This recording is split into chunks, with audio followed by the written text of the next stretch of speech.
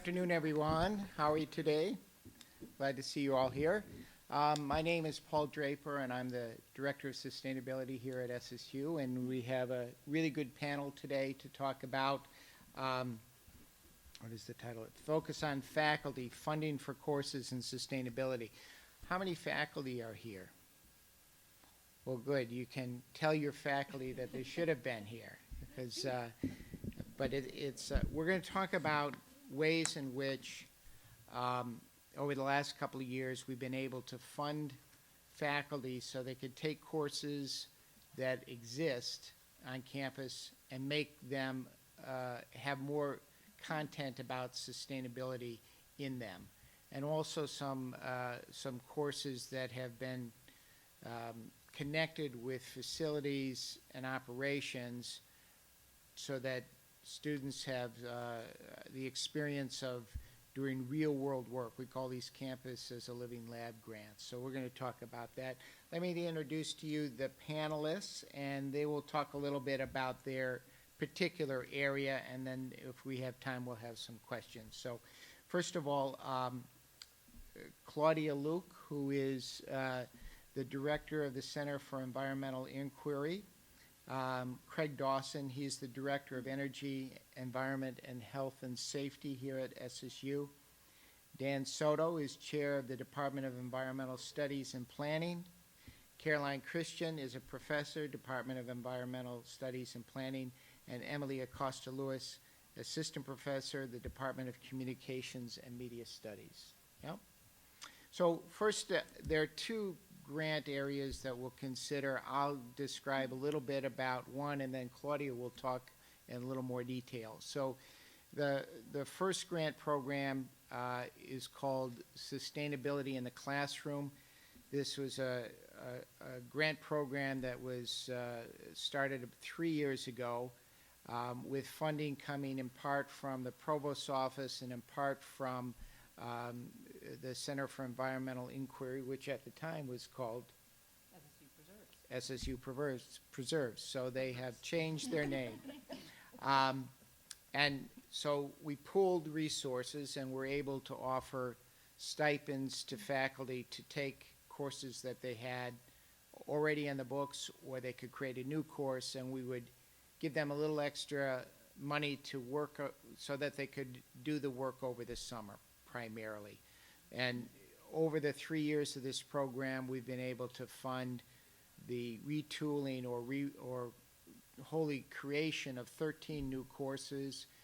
There have been 16 faculty involved in that, so in some cases there were team-taught classes that came in through this program. So let me turn it over to Claudia to talk a little more in detail about it, please. Oh, so I thought I was talking about a few different funding opportunities, which is really important. We know that some of the best ways to learn. Is this on? It should be, yeah. Does it sound like it's on? It doesn't. No. Well, this so I'll just speak loudly. So we know some of the best ways to learn are to learn by doing taking on a challenge. You don't know how to do it. Somebody actually is there and is going to benefit from the work that you do. And we know that we all learn so much better when we take on that real world challenge instead of just hearing about it theoretically or talking about it inside the classroom. To really get out there is really important for retaining what you learn and seeing why you need to learn the skills that you do, because they need that your partner, your community partner, needs to know about that. So one of the things that we try to do in the Sustainability for the Classroom grants is to give faculty that resources they need, the time they need to incorporate a project like that into the class curriculum as part of the course. And that can be a really difficult thing because you need to know people in the community, you need to figure out how to get engaged, all that. So it's a really important piece of the puzzle to transform curriculum to make sustainability projects central to the curriculum.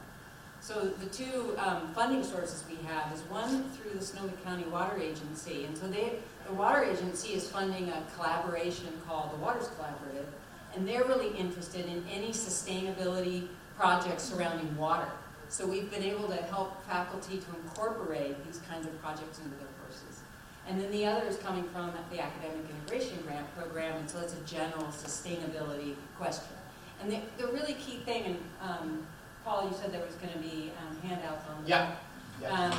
One of the things that you'll notice is that this is for all disciplines. We really need to get out of that mindset that sustainability is just one department. It's something that all of us, no matter what are the degree that we're pursuing, we need to know how what we do pertains to the huge sustainability issues we're facing. So the second thing I want to tell you about is there's a couple other kinds of resources that are available that we try to, at the center, that we try to make that transition for faculty easier to bring a project in. And one of those is called the, one of those is through the Waters Collaborative. So I've talked about some of the money that goes to curriculum development.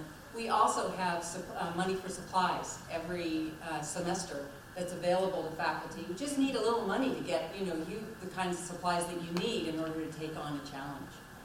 And through that program, we really go out, we go the distance, and we go out into the community and we find projects if there's a faculty member who wants to undertake something. So that's something that anybody that, somebody wants to get involved in something at the Center for Environmental Inquiry, we're happy to hear that and help develop it and see what we can find to get some kind of project going. So, so that's one area of supply funding. And the other one is it's called the Steve Norwick Memorial Grant.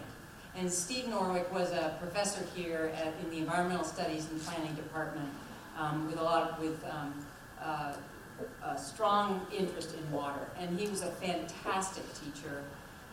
He really inspired students over the years through this kind of real world, in the field, boots on the ground activities in the classroom. He inspired students to get into all sorts of different jobs. So there's hundreds of Steve Norwick students out there. So when he died, his family and friends set up a fund that's available for any student who wants to take on an outdoor project. And they'll get $1,000 for the year that money will go towards anything that you need in order to undertake a sustainability project. And so in the back of the room too, there's a handout. If you just want to get a sense for the kinds of projects that have been paid for in the past, you can take a look at that list and just see which faculty have been funded and what they're doing. Great, thank you. So Claudia mentioned a couple of handouts back there. One lists all these grants that were given to the Waters Collaborative. Another handout lists these grants that we're talking about today, the sustainability in the classroom grants and the CALS grants. There's also a list of all the CALS grants that have been given system-wide in the CSU in this CALS category. I just thought that would be good for reference. Part of the purpose of this panel is to inspire people to make some connections and partnerships with facilities. And just to kind of point out the variety of courses that are available in sustainability: anthropology, biology, chemistry, communication studies, business, econ, engineering, environmental studies, of course, geography, geology, liberal studies, Hutchins, math, philosophy, physics, poli-sci, psychology, sociology. So you really can look at sustainability from a lot of different perspectives, and these courses are available to students. There's a whole list of them back there in one of the handouts. So, okay.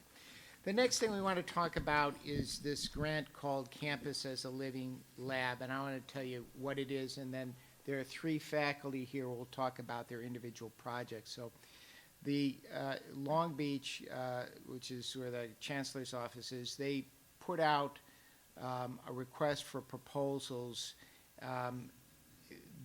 Sonoma State has actually earned 4 of these. In my time here, I've been involved in 3 of them.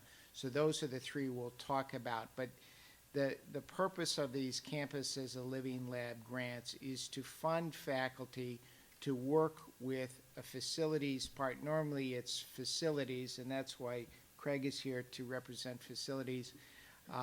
And a faculty comes up with an idea, working with facilities, and facility says, we want something taken care of on a sustainability level. Will your class participate in making that work happen? And this, as Claudia mentioned, faculty need time to make this happen. It's not like they can, write a course proposal overnight and say, that's what I'm going to teach. It requires some research, some reading, some scheduling, some working with other people, and that takes time. And so the grant is intended to help faculty to take the time from the time they earn the grant. There's a 15-month cycle in which they can really dig into the work and to set up the class. Then the hope is that the course will stay on the books here for 4 or 5 years, so that a big project can be developed over time with several iterations of the same course. So the grants are fairly lucrative. Faculty can be supported up to about $12,000. Some of that money can be given to students to do support work for that class as student assistants. There's a supplemental fund to pay for materials. So if the course needs some materials in order to make it happen, the CSU, we can bid for that, and the CSU will say, yeah, we'll pay for those goods. So that's a kind of overview. We are hoping, the CSU is hoping to offer another round of grants, which would happen in January. So we're really looking for projects on campus that want to get done about sustainability, and find faculty who will say, yeah, my class can do that work. It really gives students a hands-on way of working. You're solving a real-world problem. It is not theoretical. Certainly theory becomes part of the teaching for some of these courses, but it's really working on something that wants to get done. And at the end of the class, you've moved the project forward, and it has gone a certain way to being solved as an issue. So I think maybe we could take these in chronological order, in the order in which they were granted. And the first grant, I'll turn over to Dan Soto from Environmental Studies. Hi, I'm Daniel Soto. I teach classes on energy. Many of you know me. So I want to start out with, these courses are for you, right? These are classes that you will take. Some of you are going to be taking exactly one of these classes. So I'll start with a question for the crowd. How many people have a part of the university that you're actually interested in learning more about how it works? Like, is there some piece? And anybody want to, any brave volunteers for like what that piece of the university might be that you'd like to learn more about? TJ? Where our energy comes from, as far as the solar panels versus smoke and power, where it all comes from. Right. Okay. Keep thinking about that kind of stuff. What are you interested in learning about? If we can find classes, we want to hear from you. If you can imagine some other thing you want to learn about, it could be where our food sources come from. It could be how we order things. If you can think of that and a class that actually might be able to give you the tools to tackle that, we've got the beginnings of an opportunity to make a really cool, engaging experience for more students, right? So honestly, for me, it felt sort of very straightforward for us. I teach classes on energy. Energy gets used all over campus. That was a really natural fit. That's why we're one of the first of the projects. In energy management design, I basically got, just a couple of really simple learning objectives for the students.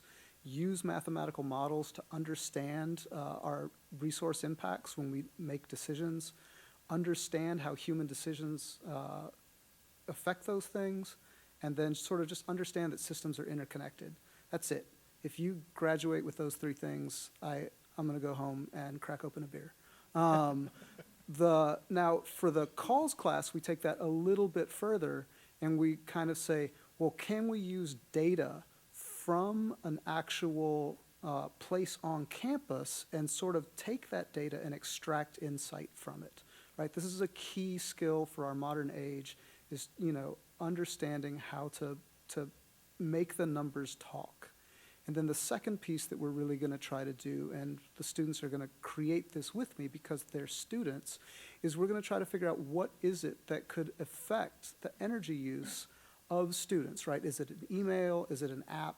Is it a game? Is it a contest? Is it a pizza party? I don't know. We're going to figure that out together, but we're going to try to craft that, having measured the energy in the dorm, and then sort of see if we do this thing, is there an effect? And again, seeing that effect is going to take analyzing the data that's coming from the buildings, right? So we've sort of got these two things. One is this sort of high-tech data thing, but the other is really like, how do we affect social decision-making in a way that's actually going to affect the human behavior, the energy that gets made, that gets used, and ultimately the CO2 that's released into the atmosphere. So that's the whole thing. We're going to find out how it goes in the next 5 weeks, and then the next 15 weeks of the spring semester, and hopefully we'll be back here next year telling you about it. So if I could just, so you're connecting some meters in some buildings and you're taking the data from it, is that correct? That's right. So that's our partner. So not only do we have students, we hit the students and faculty. I neglected to talk about the campus itself and our partners on campus. Craig is working hard to not only create meters, but then get those meters actually on the internet and talking. And then that fits into larger goals that you have. Absolutely. The more we can know about what our uses are, not only the more information we have to know how we can drive down those uses, but the more information we can put out on our web and our network so that students and faculty can see that information and hopefully have those great, wonderful ideas that come back and help drive us to different types of projects. And so we're actually at a very course level right now of measuring and knowing exactly what our greenhouse gas generation is. And so these exact systems that are actually in the process of going into place that will real-time monitor uses and have a expansive ability to manipulate those numbers and provide information in different ways is going to really be a limitless way that people can slice and dice the information to figure out what they may want to focus on, what social change might drive things, especially in our housing areas. We are metering water as well, so that's going to be a particular interest of mine. Nothing like 17-year-olds that first get out of the house and have no one screaming, "Get out of the shower!" with endless hot water. It makes it a challenge. But I mostly try to stay behind the scenes and just try to make things happen before the classes do. Great. Next, we'd like to hear from Caroline Christian, who's going to talk about her project with Copeland Creek. Yeah. Thanks. So I'm also in the Department of Environmental Studies and Planning, and I advise students in the Conservation and Restoration program in our department. And I think we're all starting to learn that sustainability has many dimensions and therefore should be a part of every curriculum in every classroom on this campus and every other campus. How many of you saw Bill McKibben speak yesterday or last night? Excellent. Well, I must admit I fall prey to the very same thing that he does, and that is, as an academic and a scientist, I've spent my whole career studying everything that's wrong with what we're doing to this planet. And that doesn't leave us with a lot of room for how we're actually going to fix some of these problems. And so I was so excited when I heard about this program, the CALLS program, Campus as a Living Lab, because I saw it as an opportunity to elevate something on campus that's very near and dear to my heart. And I don't know if it's near and dear to your heart, Craig, but it's also a bit of a thorn in your side. But and that is Copeland Creek. And, historically, we have viewed urban creeks as a place to dump trash, as a place where bad things happen. And I would say our Copeland Creek falls into that category, or has. Not so much here on campus, but as you go down into Rohnert Park. And I view Copeland Creek as such a tremendous resource and as a classroom for all of you here on campus. So when I heard about this opportunity, I ran the idea by Paul, and he said, yeah, because I thought maybe sustainability back in the early days, as I was hearing people talk about it here on campus, was really all about understanding the kinds of questions that you were raising a minute ago, like how can we make better decisions about what we purchase and how we allocate our resources here on campus.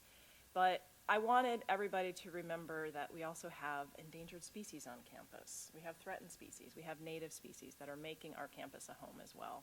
So I prepared a proposal to redesign my restoration ecology class. And I want to echo something Claudia said, and that is that I am fully in belief that we need to move more towards project-based learning at this university. And you know, I can get up there and I can talk to my students. I have one in the back here who, you know, about how you go about planning for a restoration project, how you go about doing it.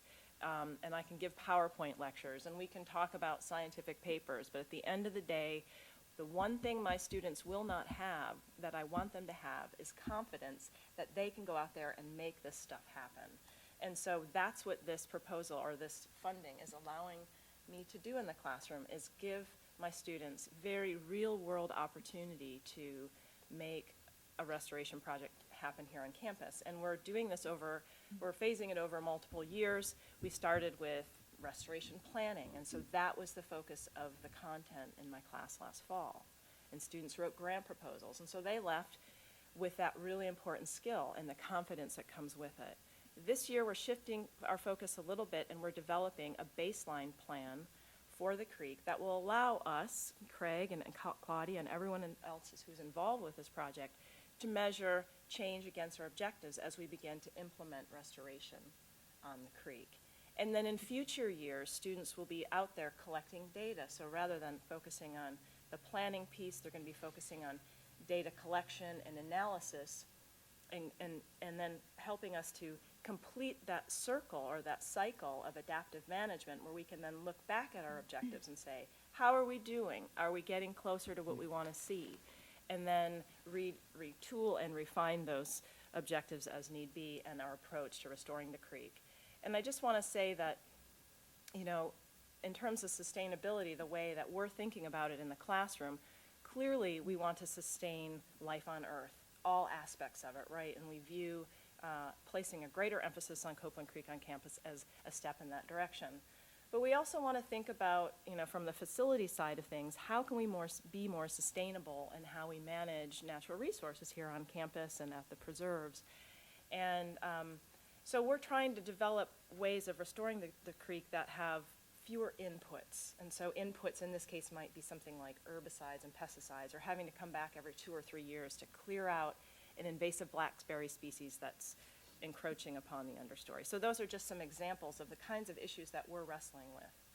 And so at the end of the day, I really hope that my students can leave this classroom with the experiences they're in with more confidence and be able to jump right into their careers and do the work that we need to do rather than us continuing to sit around and talk about it and think about it.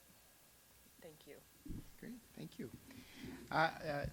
Next, we'll hear from Emily Acosta-Lewis from Communications Studies and Media. Yep. Yeah. Hi, so I am an assistant professor in communication and media studies, and I primarily teach public relations courses. So you're probably thinking, what does public relations have to do with sustainability, right? Well, it has a lot to do with it, yeah. And so Paul actually came to me about this grant in the spring sometime, and he had heard that I run the student-run PR firm here on campus. So my students are, it's sort of equivalent if you've heard of the Star, the newspaper on campus, in case on the radio station and comms, we have the student-run PR firm, which is called Primitivo. So my students get clients, they get real-world clients, and you've heard it echoed here, real-world experience in that course by doing public relations for different clients out there. So this is sort of twofold real-world experience with sustainability, because not only are they learning about sustainable issues and sustainability on our campus, but they're also then getting the practice in public relations to do the writing and the blogging and the social media and the promotion and the graphic design and all those other things that they want to do when they get out there in the real world. So they're sort of getting it on two fronts. And I think sustainability is one of those issues where people don't know what it is and can't define it, and there's probably 75 different definitions if you talk to different people about it. And so what we want to do with this class is have students sort of bring those entities on campus together and have a central website once we relaunch our website in the spring, and have an events calendar so anything having to do with sustainability on campus is easily accessible in one place. We also are going to add a blog component to let people know what's going on campus. So, for example, we might highlight, Daniel's class and talk about what he's doing with his students as a blog post for that week.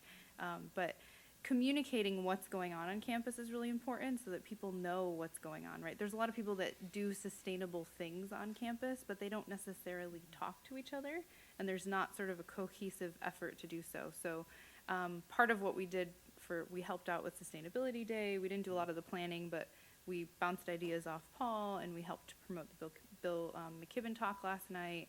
And I think in the future we'll keep helping out with Sustainability Day and Earth Week in the spring, and kind of just help bring awareness to sustainability on campus, especially with students, right? You guys, it seems like we're preaching to the choir, right? Because you guys are here, right? So you get it, right? But there's a lot of students on this campus who don't know anything about sustainability, and they're intimidated by science, and they don't know how to talk about anything related to sustainability or the environment. And so we can help communicate those things with them. We can help make it, the Do One Thing Today campaign, right?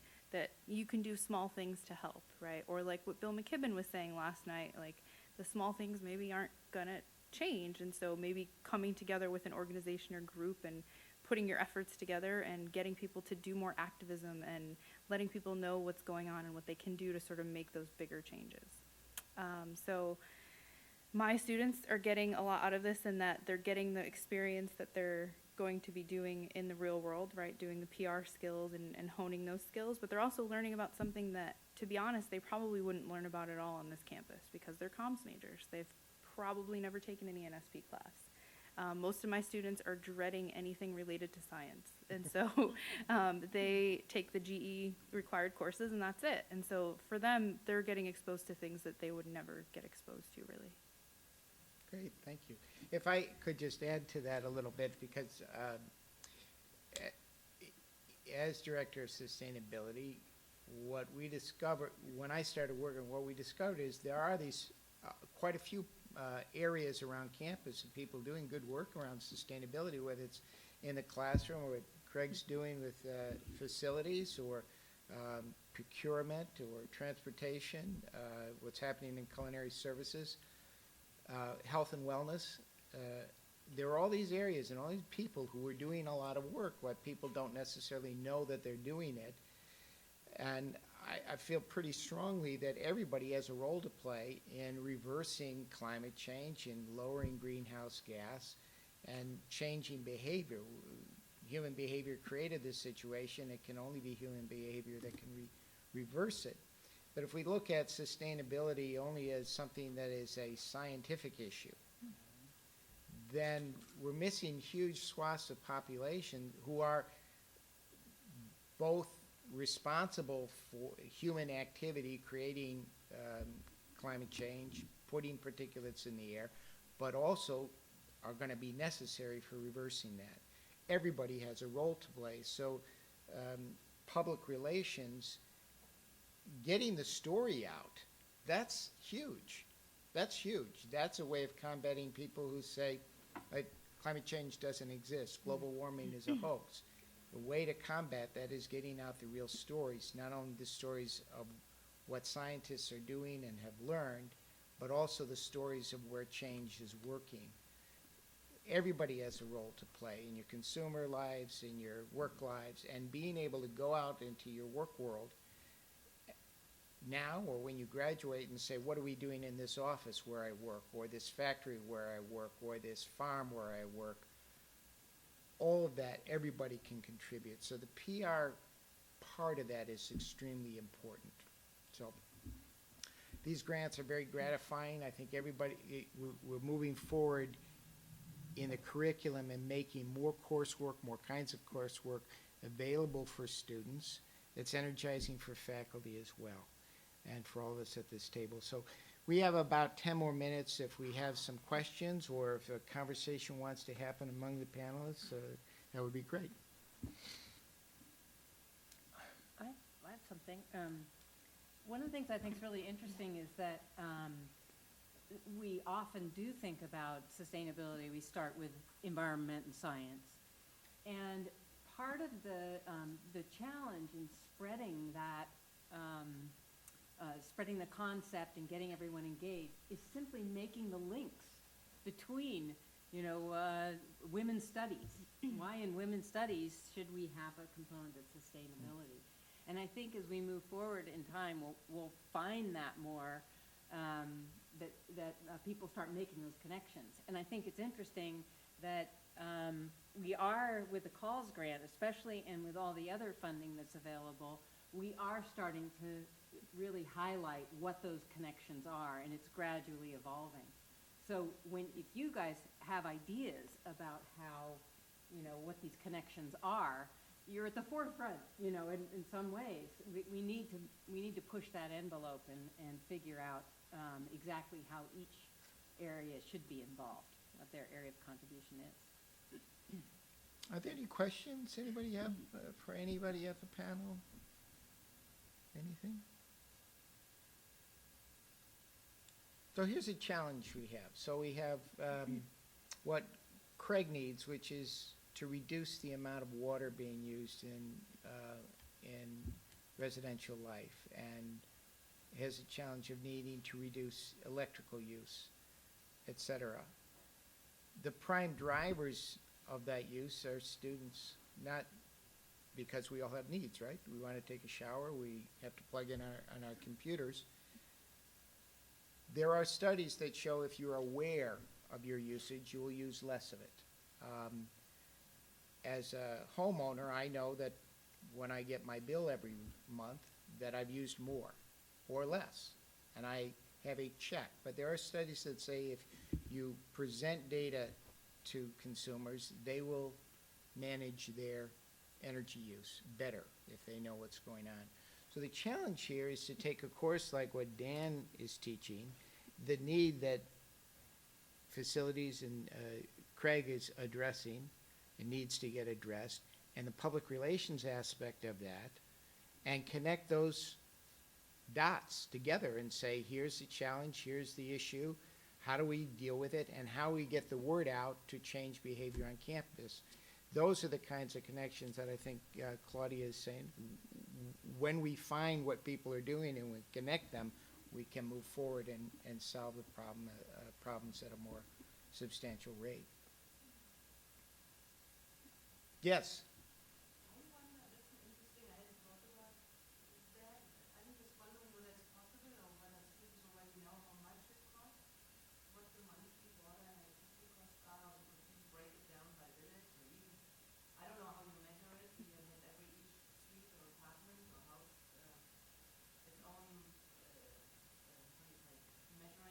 Right.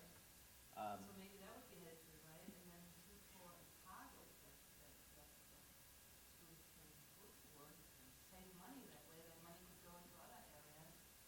Students are interested in that. Absolutely, and that's one of the things that Dan and I have focused on is one of our newer buildings that when it was constructed, all of the meters were installed.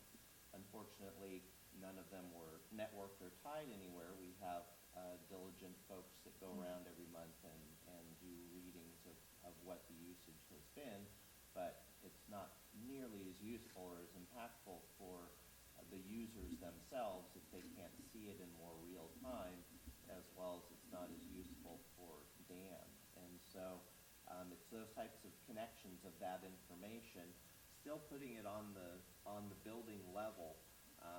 Only some of the newer buildings, like this building that we're in, I was successful in getting electrical submetering, so we can get more granularity and understand how much the air handling systems use, how much the lighting uses, what's the kitchen and the plug loads and those types of things that can help us focus in on different areas as well.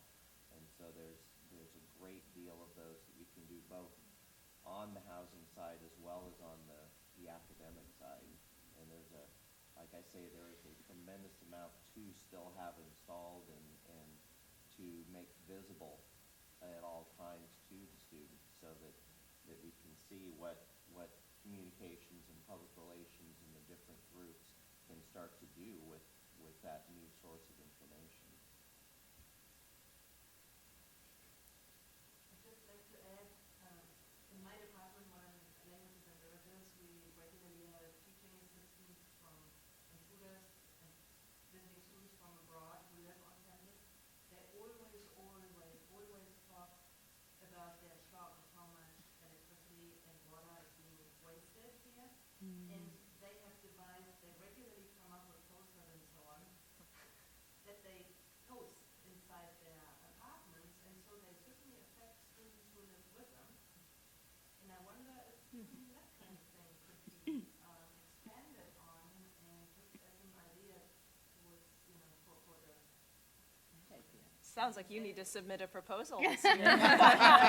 Cross-cultural exchange about sustainability, bringing Europeans here. It's brilliant. See?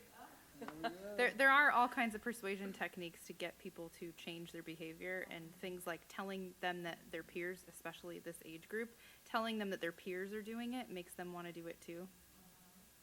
For good or bad. But for this, it's good, right? If you tell them that, I know there's been studies about, reusing towels in hotel rooms, right? And if you tell people that people who have stayed in this room before you have reused their hotel towel, it increases how many people reuse their hotel towel, like, by something like 30 or 40% over just not having a sign at all, right? So just telling people, and you see those signs, right, in a lot of hotel rooms, like other people have used this hotel room and reused their towel. So little things like that, I think, we could do that. That would be easy. We could definitely do that. I guess an effective way of raising awareness that I found was through the Science 120 class. We did like a tour of the water and the wells and the drinking water on campus. I found that successful, and maybe if that could be expanded to like other classes. It's like, I don't know how many of you have gone on that tour, but I found that good, and I like that. I feel like perhaps we could, to help students internalize the cost of water, we could probably design an app or connect to a single email, so it provides like a little script of what students in the dorms are using in terms of water use, and perhaps use, incentive program, providing a prize or something for each village to lower the cost of water or any consumption during the semester. Great idea. Do you have background in designing apps? Do you have friends? No, I'm not a CSU, but We need computer science. We need, there is CS did design an app for students to use. It would be great to connect the data coming from your class, running it through your class, and putting that data out in a real world way where people can see it. If you know what you're doing, you will modify your behavior. If you don't, it's water, right? That's a great idea, great idea. just to follow up what you were saying, it seems like an incentive program is kind of crucial to just let to your own abilities. Sometimes you don't exactly take the initiative to do something, but if there's an incentive behind it, especially financially. With power, it seems to be a little bit more motivating. And maybe if there's like you were saying, if there's an incentive behind it, it's a little bit more push. Because if you're not paying the power bill, then I think that's what it comes down to. Students aren't paying the power bill. Yeah. But once they get into their own homes, Yeah. a little bit more, they can take that knowledge what they gained in college and then apply to their own homes. So I think here on campus, that's the issue, is you're not paying the bill, but it's not in your case. But if there's an incentive behind saving that power, then it might put something in your own pocket later on down the line, that might help out. Sure. I was just thinking about how this is just such a really important opportunity because there's such a large number of people who live in the residences, that there's this opportunity to change behavior, right? You're going to establish a new culture, and you're going to spend 3 years living under this culture. You have this opportunity to really influence people's lives. When you leave, you have these habits that you'll carry with you and into the world, and then share those habits with other people. So I think it's very powerful here. And I also just wanted to mention that there's a project, we currently have a master plan for some new facilities at the Galbraith Wildlands Preserve. And the premise in the construction of those facilities is from the get-go to design the facilities in such a way that they are smart, that they address all of these things. It's where the smart building technology meets sustainability, right? What if you live in a place where your home is telling you on a regular basis what's going on? You don't have to wait till the end of the month. You know how much energy you used in your shower today, and then you're thinking, maybe I shouldn't wash my clothes so long, or you start making those trade-offs, just like you would do in a Prius, right? You do that trade-off between the motor and the batteries. So anyway, really exciting projects. And then we also have the Environmental Technology Center, which I know is also an opportunity for playing with those kinds of issues. So I think we have some really neat, like the dorms, the EPC, the new buildings at the Galbraith might be this really nice thing that Sonoma State will be able to showcase. We're at the end of our time, and I want to come back to something that was said by one of the panelists, that if you have an idea of what something in your classroom could do, or a problem that needs solving on a sustainability level on campus, something that you think your perspective can bring forward to us or some area of campus and say, our class could work on this. We'd love to hear from you, from speaking to your faculty and saying, hey, what if a project in this class did this?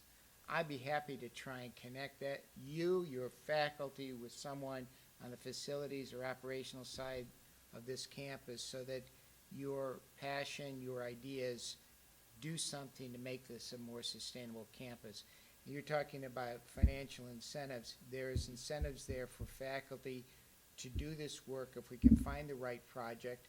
And part of that funding can go back to students to do the student assistantship work within those classes. So there's incentives there. I think that's human behavior, help me, help myself, help everybody. So pass the word, and thank you for being here. What a great audience, and what a great panel.